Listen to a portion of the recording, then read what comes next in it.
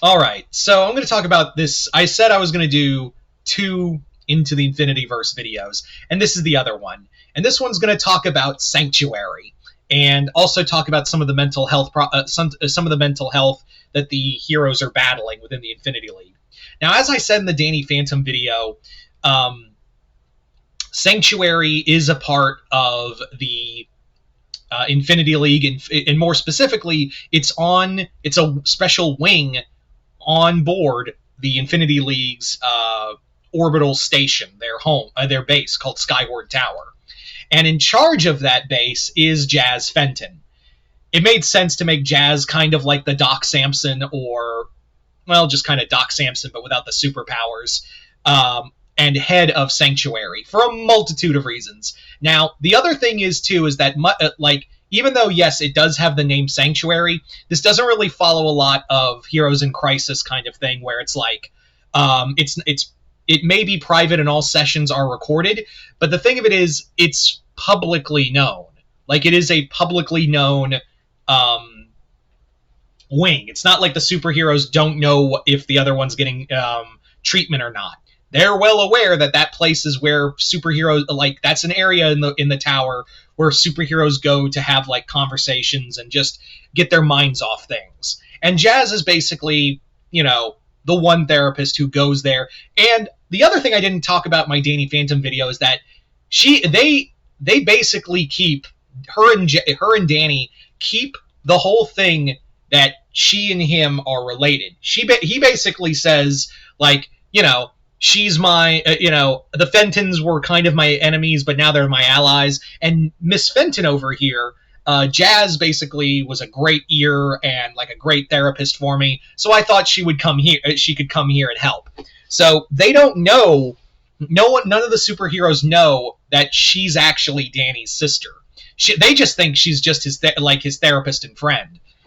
But yeah, but that's the thing. That's how Jazz got the job. And another thing, it just made a lot of sense to me and Jason that, like, why don't superheroes? I mean, it's been a common thing now, especially like in the Cody Ziegler Miles comic. We see a lot of like superheroes open to the idea of mental health, but we never really see that there's like we still kind of see, even in this day and age, that superheroes don't go to a lot of like therapy. And when they do, especially if you're Batman, you just kind of shrug it off. But here it's different. Here, superheroes because here's the thing, superheroes go through a lot of mental trauma of day in and day out thinking you're going to get killed one day, or your own personal life, and trying to juggle your personal life with your superhero life. That can get pretty taxing. So Sanctuary is what it is. It's a sanctuary where the superheroes can like mentally unload all those problems. And Jazz does record it, but she keeps it private for so she can better help with cases. That's kind of a thing that therapists actually do in life. So it's not like, it's for a nefarious gain or like something of that degree. No, it's just Jazz uses that to like, hey, this is what the session was last time. This is what we talked about last time. So let's pick up on that. Now, as for what the superheroes are kind of dealing with in a lot of these cases,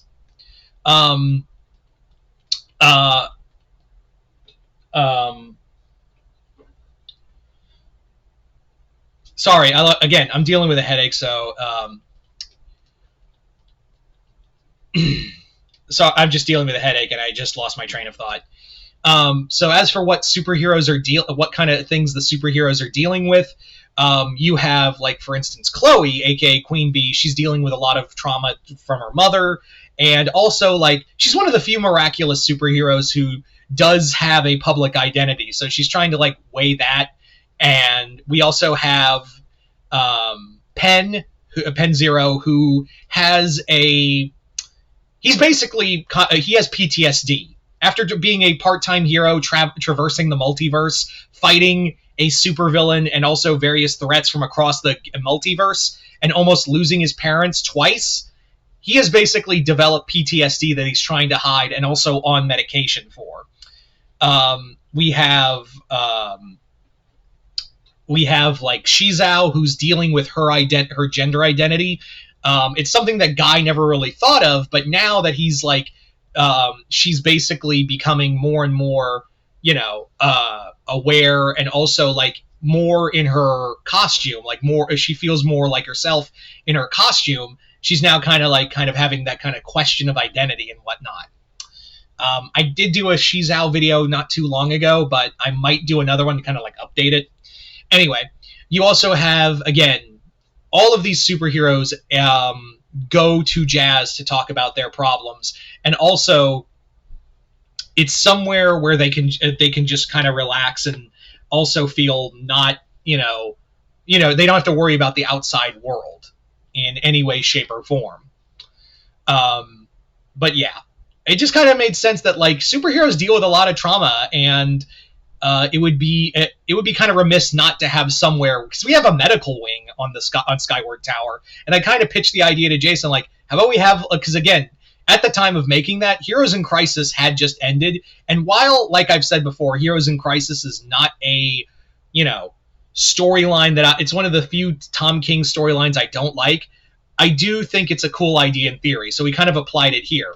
Now the big question is, do we get Heroes in Crisis in the Infinityverse? Probably not. More than likely, we're not going to do a adaptation of Heroes in Crisis in this universe. We just kind of liked the idea of what Sanctuary was and kind of tweaked it so it could work better.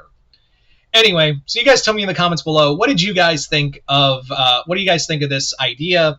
Do you guys like it, hate it? Comment below, let me know. I hope you all have been enjoying these Into the Infinityverse stories, and I do promise you'll get more stuff soon. But other than that, I hope you all enjoyed this. I'm Mr. Multiverse. I'll see you next time in the Multiverse.